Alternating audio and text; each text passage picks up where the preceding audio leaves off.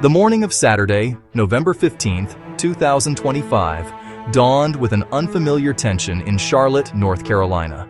Before many residents had their first cup of coffee, a large-scale federal operation was already underway. It was named Operation Charlotte's Web.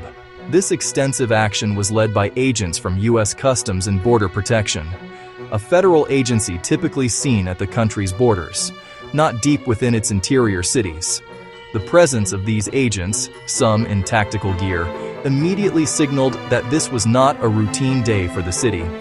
The operation began swiftly, catching many community members completely by surprise, setting the stage for days of uncertainty and fear across the metropolis.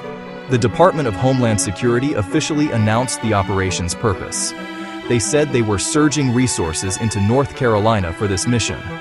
The stated goal was to target and apprehend individuals described as criminal illegal aliens. That terminology created a divide, framing the action as a public safety effort. For many residents, the broad nature and sudden visible presence of federal law enforcement felt less like a targeted action and more like a sweeping dragnet casting an intimidating shadow over daily life. DHS tied the operation to local policies.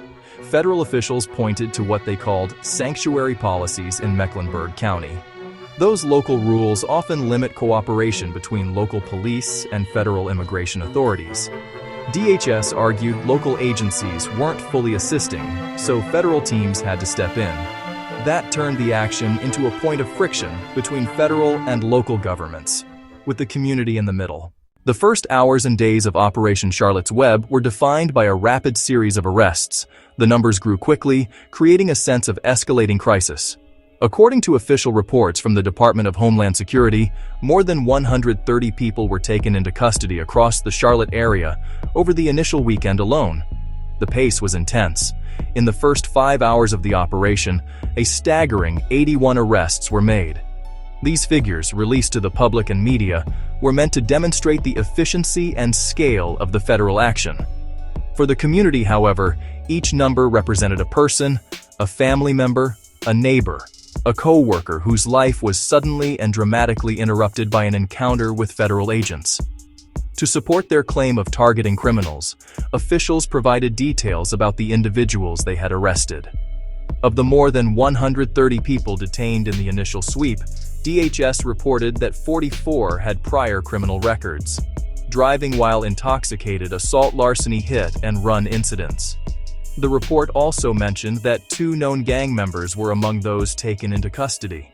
This information was presented to the public to reinforce the narrative that the operation was about removing dangerous individuals and enhancing public safety, rather than targeting ordinary, hard-working residents simply for their immigration status. However, the methods used during these arrests quickly became a point of contention and fear. News outlets and eyewitnesses shared accounts of agents, some with their faces obscured by masks, conducting arrests across the city. The use of unmarked vehicles added to the atmosphere of confusion and alarm, as it became difficult for residents to distinguish between official law enforcement actions and something more sinister. Photographs circulated showing these masked agents making arrests. The impact of Operation Charlotte's Web extended far beyond the individuals who were arrested.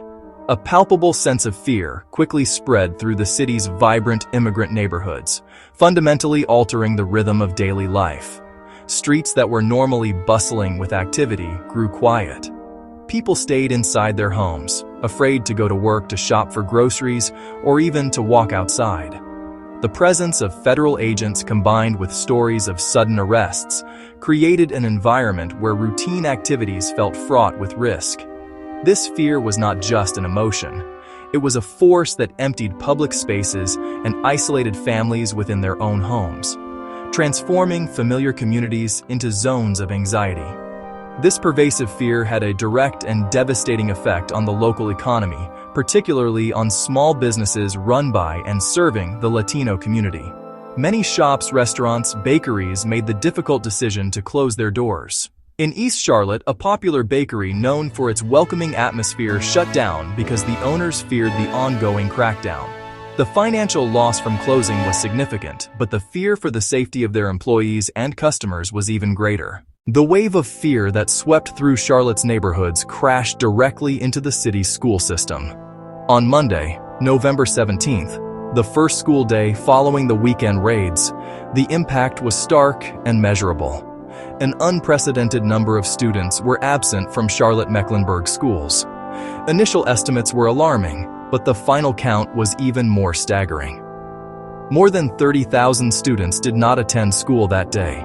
This figure represented approximately 20% of the entire district's enrollment, a massive and sudden drop in attendance that sent shockwaves through the educational community. The empty desks were a silent but powerful protest against the climate of fear. The high number of absences was a direct result of parents' fears for their children's safety and their own. Many families were terrified to leave their homes, worried that they might be apprehended by immigration agents while dropping their children off at school or while their children were on the bus. The school run, a normal part of any parent's daily routine, suddenly felt like a dangerous gamble. Parents chose to keep their children home not out of defiance, but out of a desperate need to keep their families together and safe from separation. The school district was left to grapple with the reality that nearly 10,000 more students were absent than they had first believed. Educators and school administrators were faced with a difficult situation. They understood the fear that was keeping students away, but were also deeply concerned about the disruption to learning. An empty classroom represents lost educational opportunities, and for many students, school is also a place of stability and support, offering meals. As the impact of Operation Charlotte's Web became increasingly clear, local and state leaders began to speak out, expressing strong criticism of federal tactics. North Carolina Governor Josh Stein emerged as a prominent critic. He issued a powerful statement calling on federal agents to change their approach, target violent criminals, not neighbors walking down the street. His words captured a growing sentiment. The operation was casting too wide a net, creating fear and division, rather than focusing on genuine threats. He directly challenged the methods, asking agents to stop targeting people going about their lives because of the color of their skin. Charlotte's Mayor Vi Lyles added her voice. Her words carried significant weight as the city's leader. She focused on justice and human dignity. She called on federal agents to respect the rights of all people, a reminder that civil liberties must be protected even during operations. The statement signaled a rift between local leaders and federal agencies, a fundamental disagreement about balancing law enforcement with community trust. They weren't just speaking rhetorically, they pointed to real effects. They made that very clear. Section 6. On the ground, allegations of force and mistrust. Beyond the official numbers and political statements, disturbing stories began to emerge from individuals who had direct encounters with federal agents. These personal accounts painted a picture of enforcement tactics that were aggressive and, in some cases, allegedly abusive. One widely reported incident involved Willie Aceituno. He was a 46-year-old U.S. citizen, born in Honduras. Aceituno said he was stopped by Border Patrol agents while in his car. "I'm an American citizen." He says the agents then broke his car window. They pulled him from the vehicle. They threw him to the ground. His story, shared with outlets like Al Jazeera, became a focal point for concerns about excessive force and racial profiling. It suggested citizenship didn't always protect people if they fit a certain profile. His account and others raised questions about CBP training and conduct in Charlotte. If a U.S. citizen could be treated this way, what was happening to undocumented immigrants? Allegations of rough treatment and excessive force fueled mistrust between the community and law enforcement. Reports of masked agents, reports of unmarked cars compounded these accounts of physical aggression. Section 7. The Widening Net. Expansion 2. Raleigh. Durham. Just as Charlotte was beginning to process the initial shock of the raids, news broke that the operation was not confined to a single city. Federal immigration officials were preparing to expand their activities eastward across North Carolina. The state's capital, Raleigh, was named as the next area of focus. Durham was named as the next area of focus. Raleigh's mayor confirmed the city had been notified. Federal agents were expected to begin operations as soon as Tuesday, November 18th. This development transformed a localized crisis into a statewide issue, spreading anxiety to immigrant communities across the central part of the state. Details about the expanded operation were scarce. adding to unease. Officials did not provide specifics about the size of the deployment in Raleigh and Durham, nor did they indicate how long the enforcement activities would last. This lack of information left city leaders and residents to brace for unknown disruption. North Carolina lawmakers confirmed Border Patrol agents were expected to move into Raleigh, but the operational plan remained opaque. This uncertainty meant families had to prepare, businesses had to prepare, schools had to prepare for the same fear and disruption. The news of the expansion was met with immediate concern from leaders in Raleigh and Durham. Section 8. A Generation Speaks. Students rise in protest. In the face of fear and uncertainty, a powerful and unexpected voice of protest emerged from Charlotte's youth. On Tuesday morning, just 2 days after the raids began to disrupt their lives, high school students across the district decided to take a stand. They organized and staged a walkout to protest the immigration enforcement actions affecting their classmates, their families, and their neighbors. This act of civil disobedience was a bold statement from a generation that was directly feeling the consequences of the operation.